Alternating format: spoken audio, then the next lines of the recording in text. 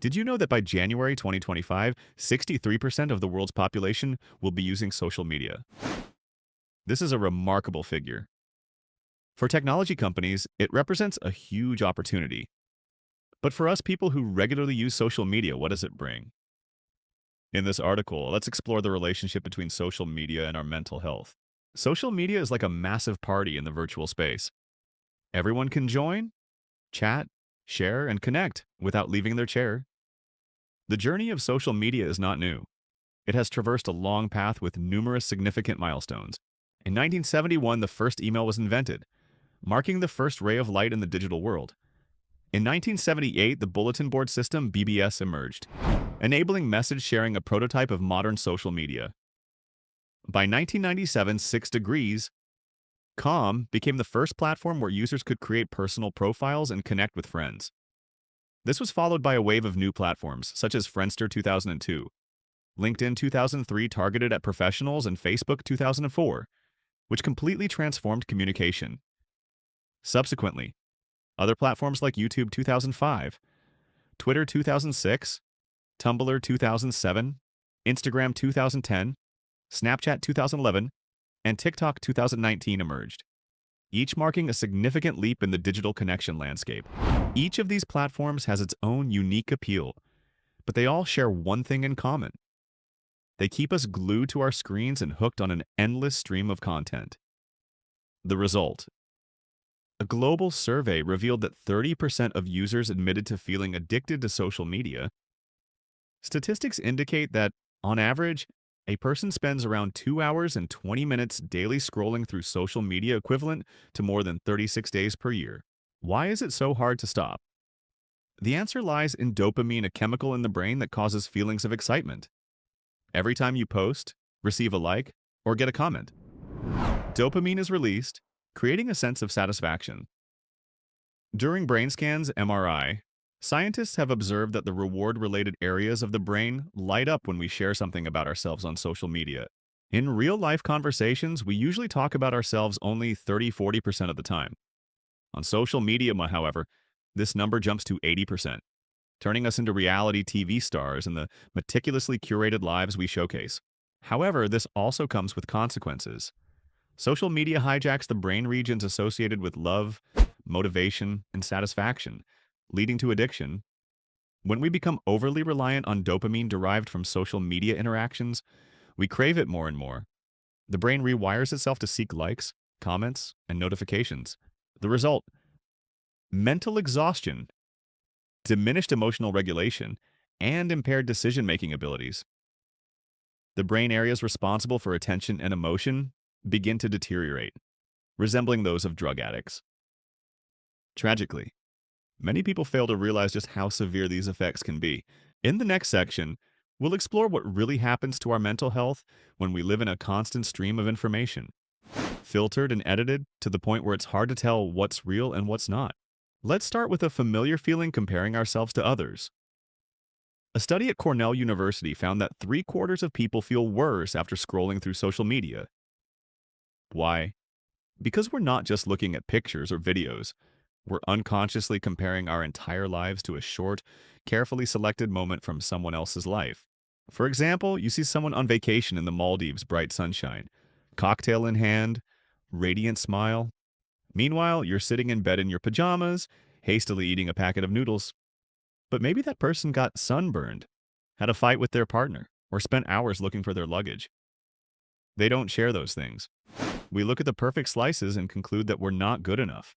The same goes for FOMO, fear of missing out. 30% of people say they feel lonelier after seeing other people's posts. Questions like, why wasn't I invited? Why is everyone happy except me? What did I do wrong? Pop up in their heads. These are all illusions created by curated content and algorithms. Behind a seemingly fun party, half the people might have left early, or a minor problem like someone spilling a drink on a chair. Social media is like a stage where we are both the audience and the actors. This makes living in a virtual world a natural reflex. Harvard research compares likes to candy. They give us instant gratification but also make us feel down when we don't get attention. This is especially dangerous for teenagers. People who spend more than 5 hours a day on social media are 70% more likely to be depressed than those who use it less. At this stage, the brain is still developing and is susceptible to comparison and the desire for recognition, leading to emotional and self-esteem distortions. What's more, social media also negatively affects sleep. According to the Sleep Foundation, using social media before bed disrupts deep sleep, causing a serious decrease in sleep quality. Lack of sleep leads to anxiety, irritability, and increases the risk of depression. Clearly, the problem is not just surfing the internet too much. It is a process of social media silently reprogramming our minds and bodies every day. If you are not aware, you can easily get caught up in a negative spiral without realizing it. But this is not the end. On the contrary, this is the time we need to find a way to escape and regain control. The following section will provide simple but effective strategies for reducing your social media dependence without deleting apps or leaving the digital world. You can still live in the digital world, but in a healthier way. So where to start? First, take a look at yourself. The negative feelings you experience are completely normal, not because you are weak, but because you are human. Disconnecting from social media does not require major changes, just small but consistent steps. Turn off notifications on your phone. The ting-ting sounds are not harmless, but unintentionally create pressure, making you always alert and reflexively pick up your phone. When you turn off notifications, you regain space for yourself. Then organize and filter your feed. If someone makes you feel inadequate, not pretty enough, not good enough, not happy enough, unfollow them, whether it's an acquaintance or your neighbor's cat page. Remember, you have complete control over the content you consume every day. Additionally, here's a great strategy: take 24 hours off social media. Spend just one day going for a walk, reading a book, making a cup of tea, or simply sitting quietly. It doesn't have to be anything monumental, just a small moment of peace. A brief pause that allows your mind to stop reacting and start recovering. Real connection doesn't have to be grand or extraordinary. Sometimes it's as simple as looking into someone's eyes during a conversation, smiling at the coffee vendor in the morning, or taking a few minutes to ask how your parents are doing. These seemingly small interactions can spark positive emotions and nurture a sense of belonging, not just a name on a virtual friends list, but a genuine connection. A 75-year Harvard study has proven that the quality of our relationships, not money or fame, is the key to long-term happiness and health. This demonstrates that an honest conversation can heal far more than 100 likes. And a heartfelt hug can comfort more than inspirational videos ever could. Taking a break from social media, even for just a few hours a day, is not a rejection of modernity, but a way of reconnecting with yourself. It's a choice to live deeply, rather than letting yourself be swept away by the endless digital tide. You don't have to delete the internet or become a hermit. Remember, technology should serve you, not the other way around. You have the power to create a healthier online environment, one where you feel inspired, not drained, connected, not isolated. Rest assured, you're not alone. Feeling lost, drained, or consumed by comparison on social media is an experience shared by many. But there are just as many people, yourself included, who are striving to better understand themselves, gain control of their lives, and live authentically in an increasingly digital world.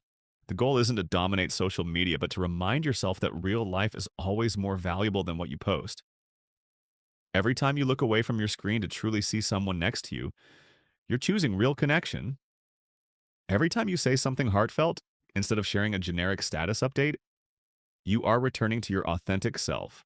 The real world might not be as perfectly staged as social media stories, but it offers genuine sounds, raw emotions, and warm hugs that no emoji can replicate. When you stop obsessing over sharing every moment, you'll discover that those moments feel more meaningful than ever.